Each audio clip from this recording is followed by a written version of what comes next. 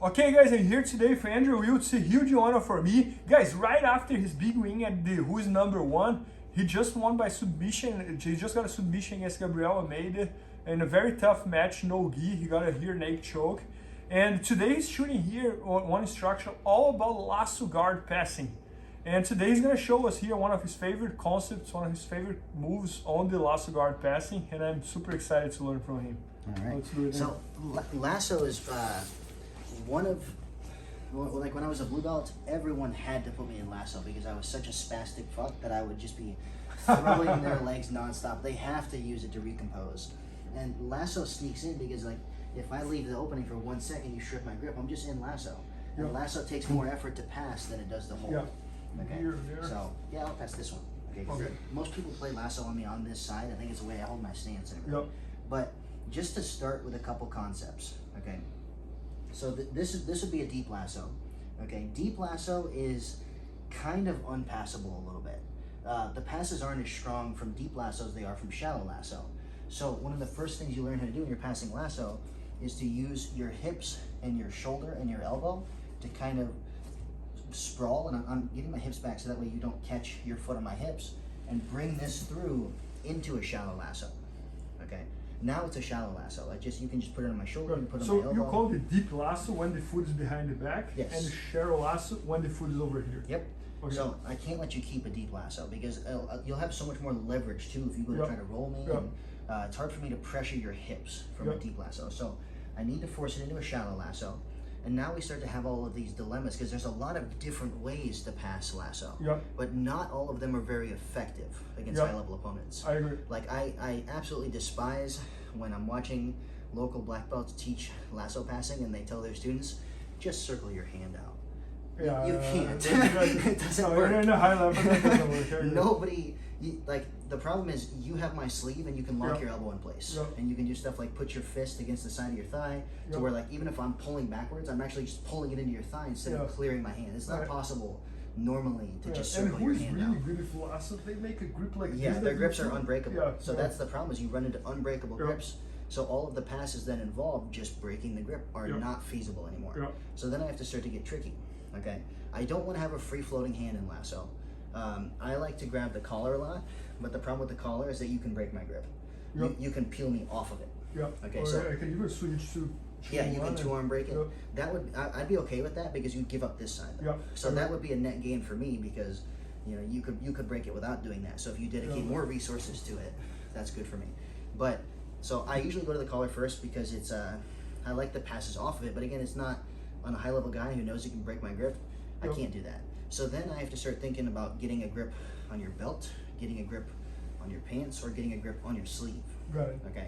Now, the strongest grip that I could get is going to be on your sleeve. Okay. But that normally involves clearing this foot or this hook in some way. Okay. So like if you had that foot of my bicep, okay, I want to get over top of it, honestly, but that's harder to do than getting under it. Okay, but a lot of times you get under it first. I use my knee to alleviate some pressure. You go to circle it back over the top, and that's when I'm able to start to pop it off to the inside. Okay, now that I'm on the inside, I can take my hand, and as long as I'm not opening up my right elbow, I can just take this hand and put it down on the mat.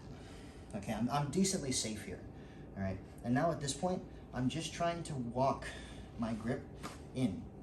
Okay, now you probably won't just let the grip break. You'll come to the inside with that, you know what I mean, like here. And I'm just actually trying to bring this closer to this hand. I see what's coming. So most people don't see that coming at all. You're just here, you just punch this in really fast. Now I have this grip.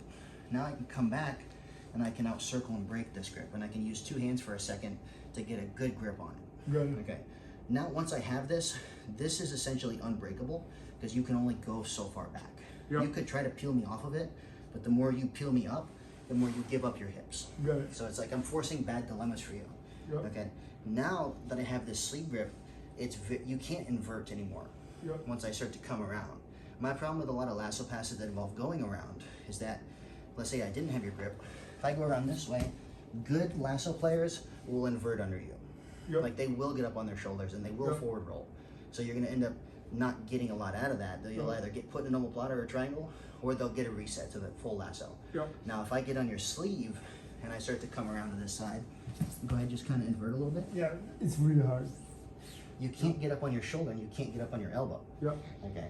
And before I come off to the side, because I can dedicate so much to like attacking this leg, because I'm safe from these two attachments now, I can really drag this into the pocket of my elbow. And I can actually start to pinch this off here. Got it. So that way when I do start to walk around, I have even more control over your hips. Got it. Now I can start shallow on the collar, and I can start to work myself up along your back. Man, that's awesome. And now you might hold on to that grip for a little while. Yeah. But I will get a full pass off this. IBJJF, that would be pass that would points. Be considered a pass. But you can't sweep me. And if I really want to break your grip, I can start to use my legs and my knees to kind of mash this down and break that grip off. Yeah. And circle to the inside. No, Andrew, very, very interesting, because as you said in the beginning of the video, like most of the instructors, they just teach like switch your hand and go outside, and that doesn't work. So So what you're doing here, you're creating a way to give my sleeve to your hand, and then also catch that. Now everything goes much smoother, right? So the thing is, I can't. You might just let go of my sleeve. So put me back in lasso. Okay, you might see me put my hand here and start to move and just know you can't let me grab that, so you might just let go. Yep. Okay, but you start to, again, create dilemmas. That's why lasso passing has so many passing options based on what I can force and what you give me. Yep. So let's say I want the sleeve. Okay, the sleeve, controlling the sleeve is one of the most important things in lasso, because most of good lasso sweeps and passes come off of you grabbing something with this hand to begin with. So if I'm controlling this, it eliminates half of your options already. So if I can't get this, you're just keeping that hand back. Because you're keeping your hand back, I'm actually now free, again, to come up and fully 2-on-1 this side. Okay, and this is when I can start to come in like this. Got it. Okay, now, my goal, if you just let me mash you off here, would be just to mash you off. But you're not going to. What's just going to happen is you're going to start to bring this hand back into play. You're going to reach for my leg. You're going to reach for my collar. You're going to do something. Okay. Now, if you ever reach for my collar, I can break this because I can control the distance. Okay. So let's say you did grab my collar. I'm okay coming back to the middle now and 2-on-1ing this. Okay. I could probably grab it while I'm here, depending on how much slack you're giving me with this. Like keep that really, really tight. Yeah, even from here, when I'm on top like this, I can probably reach over and grab this. It just depends on how much resistance you're giving me. But again, once I get this, I can for sure break it. Now I've got that sleeve back in play.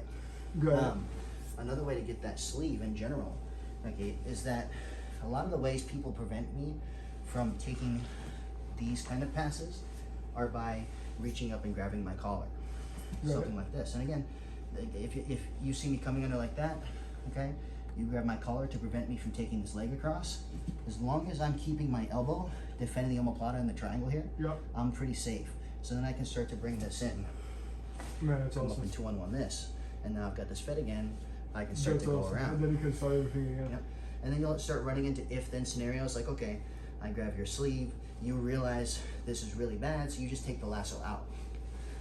And now I start to deal with what do I do now? Okay. So. No, that's awesome. So Andrew, just one more time, like the full move. You don't even need to explain, just so everybody can see like how the move works.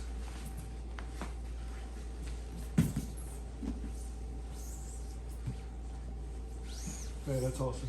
That's awesome. Yeah, Andrew, again, very impressive about you, about like how great of a competitor you are, but also how great of an instructor you are. Like, and I can see like you have all those like frames on your mind about if he does this, if he does that, if he does this, and you have a very easy time to teach that, which many instructors don't have that ability to express what you're thinking. So that's great. I know what you mean. Here's my take on why it's so important to make systems. Okay. So everyone's had that moment where they're rolling and they have that flash of inspiration to do something at this time, just like this moment of brilliance, you know, and then they're able to bust out this cool move. You promise those are inconsistent. I agree. If I had to rely on just being super smart the whole time I'm rolling, I'm gonna have days where I'm tired or I'm sore and I'm not able to have those flashes of inspiration. So in order to be consistent, you want to have as many reactions planned out as possible. That way I don't ever have to rely on my natural ability. I can just go through the motions of stuff that I already nailed out. Almost like a reflex instead of like... I want everything to be reflexive. I want it to be automatic. I got it. No, that's awesome. Yeah, I just read a quote the other day, like, we can rely on motivation, we should rely on discipline, which kind of like relates to that. Yeah, that's very similar. Yeah, no, that's awesome. So guys, Andrew just shot an entire instruction all about lasso guard passing, and you guys can see like how much knowledge he has, and he always puts out a very long instruction with every single detail, every single concept. So it's gonna come out soon at bjjfanatics.com. So make sure to check that out, and thanks so much, Andrew. Please help me out to grow my YouTube channel. Just click subscribe. And to watch more videos, just click under see more videos. I hope you enjoyed. BJJFanatics.com. Use the promo code YouTube Faria to get 10% off any instructional video. Improve your jiu-jitsu faster.